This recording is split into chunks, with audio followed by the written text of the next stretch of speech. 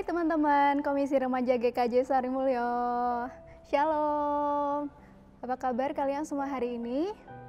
Aku harap kita semua sehat ya. Nah, kenalin, aku Yesi dari Pemuda GKJ Sarimulyo.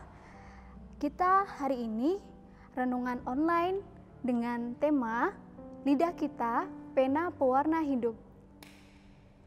Sebelum kita mulai renungan, kita doa dulu yuk.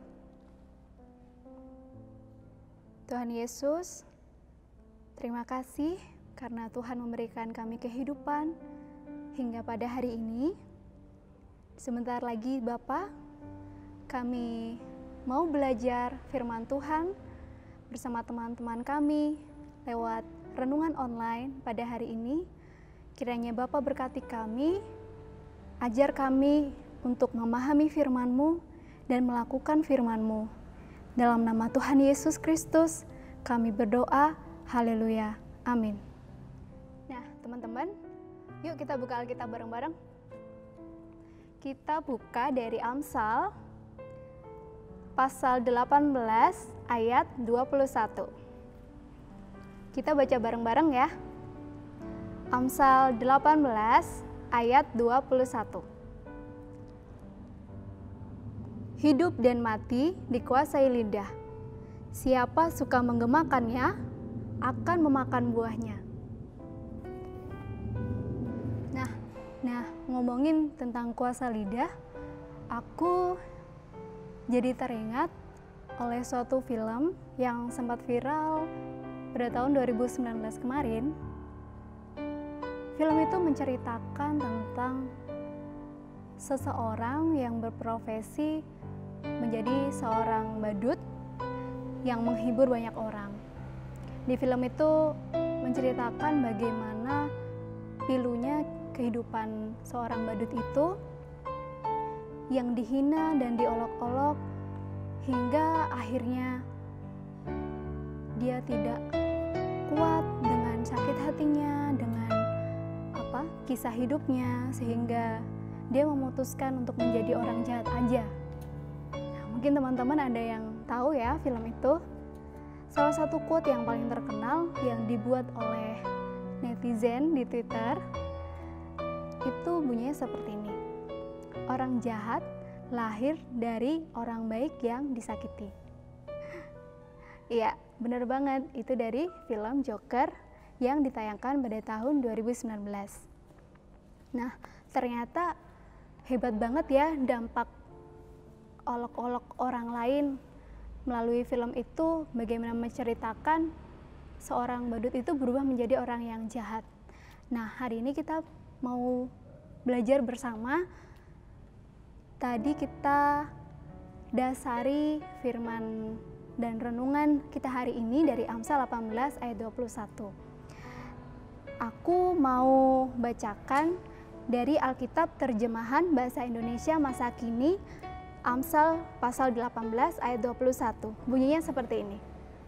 Lidah mempunyai kuasa untuk menyelamatkan hidup atau merusaknya.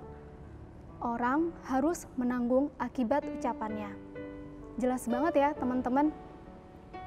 Jadi perkataan manusia itu berpotensi untuk menghasilkan akibat atau konsekuensi yang positif atau juga bisa negatif. Nah, contoh-contoh dampak perkataan kita yang positif itu apa aja sih?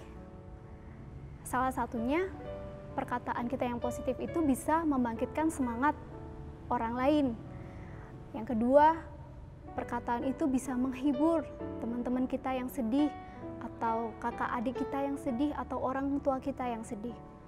Yang ketiga, perkataan yang positif itu bisa menjauhkan kita dari perkataan gosip, perkataan fitnah terhadap teman-teman atau orang lain, bahkan dari kejahatan-kejahatan yang lainnya. Dan yang keempat adalah perkataan yang positif itu membuat orang yang sebelumnya merasa rendah diri menjadi percaya diri dan berani. Nah, selain itu, perkataan juga dapat memberikan dampak yang negatif terhadap kehidupan orang lain. Yang pertama, perkataan yang negatif dapat merusak hidup seseorang dan diri kita sendiri. Contohnya, kita berkata-kata kasar terhadap orang tua kita, teman-teman kita, atau bahkan guru-guru kita di sekolah, atau kita mencaci maki teman-teman kita, atau bahkan keluarga kita sendiri. Yang kedua, perkataan kita itu kita bisa sering bohong, kita bisa sering bergosip, kita sering fitnah orang lain yang kita benci atau kita iri. Terus yang ketiga, dampak perkataan negatif itu kita bisa membunuh mental orang lain melalui kepercayaan diri mereka. Contohnya banyak banget yang sering kita dengar, yaitu body shaming, di mana satu dengan yang lain itu saling menjatuhkan, saling membandingkan, saling merasa lebih baik, saling merasa lebih cantik atau lebih ganteng, lebih kaya atau lebih apapun itu dari orang lain, atau bahkan itu ada di lingkungan sekitar kita. Jadi banyak banget teman-teman dampak-dampak yang terjadi ketika kita mengatakan hal-hal yang negatif. Nah, di sini bagaimana sih kita bisa menjaga lidah kita dan kita dapat memperkatakan hal-hal yang baik terhadap orang lain dan terhadap hidup kita sendiri? Satu-satunya cara adalah dengan tekun menjaga hati. Loh, apa hubungannya ya dengan menjaga lidah dan menjaga hati? Yuk kita kulik.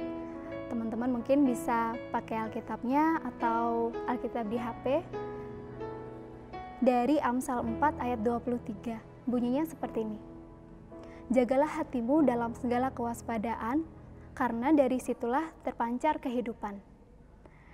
Yang kedua, ayat pendukungnya dari Matius 15 ayat 18a. Bunyinya seperti ini. Tetapi apa yang keluar dari mulut berasal dari hati. Oke teman-teman, itu Tuhan Yesus sendiri loh yang bilang bahwa apa yang keluar dari mulut berasal dari hati kita. Jadi betapa pentingnya kita menjaga hati. Nah, untuk itu kita sama-sama belajar ya teman-teman dalam hidup ini. Kita mau belajar dari 1 Tesalonika 5 ayat 15 sampai 18. Kita buka 1 Tesalonika 5 ayat 15 sampai 18. Di sini Rasul Paulus mau mengajar kita tips-tips bagaimana kita bisa menjaga hati sehingga hidup kita dapat menjadi berkat untuk orang lain. 1 Tesalonika 5 ayat 15 mengajarkan tentang pengampunan. Kita baca ya. 1 Tesalonika 5 ayat 15. Perhatikanlah supaya jangan ada orang yang membalas jahat dengan jahat, tetapi usahakanlah senantiasa yang baik terhadap kamu masing-masing dan terhadap semua orang. Nah, yang pertama adalah pengampunan. Yang kedua, ayat 16, bersukacitalah senantiasa. Yang kedua, kita harus bersukacita. Sedih boleh, tapi jangan berlarut-larut ya. Dan yang ketiga, itu di ayat 17, tetaplah berdoa. Nah, kita harus komunikasi sama Tuhan kapanpun, dimanapun, di jalan, di sekolah, di rumah, saat kita makan, saat kita tidur. Kemudian yang keempat, ayat 18, mengucap syukurlah dalam segala hal, sebab itulah yang dikehendaki Allah di dalam Kristus Yesus bagi kamu. Jadi yang keempat adalah mengucap syukur. Yuk, berarti ada 4 poin di sini. Kita bisa mencoba belajar menjaga hati kita. Yang pertama, pengampunan. Yang kedua, bersukacita. Yang ketiga, komunikasi dengan Tuhan. Yang keempat, mengucap syukur. Ya, dengan itu semua kita bisa belajar menjaga lidah kita dan menjaga hati kita. Karena teman-teman, hanya Tuhan Yesus yang dapat memulihkan dan dapat mengubah hati kita yang mungkin kotor, hati kita yang mungkin tersakiti, terlukai, banyak hal yang terjadi dalam kehidupan kita, namun Tuhan Yesus saja yang mampu memulihkan kita.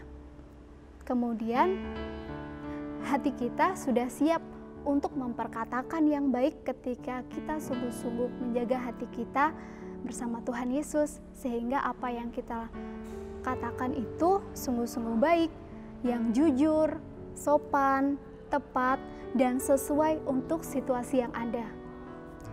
Karena perkataan kita berkuasa membangun atau menghancurkan hidup kita dan sesama kita. Ayo kita menjadi berkat. Nah, sekarang mari kita tutup renungan hari ini di dalam doa. Tuhan Yesus, Bapa kami yang hidup, yang berkuasa atas kehidupan kami, atas setiap relasi kami dengan sesama kami. Terima kasih Tuhan, karena Tuhan Yesus mengajar kami untuk terus rendah hati, menjaga hati kami, supaya kami dapat memperkatakan yang baik bagi siapapun yang kami temui hari demi hari.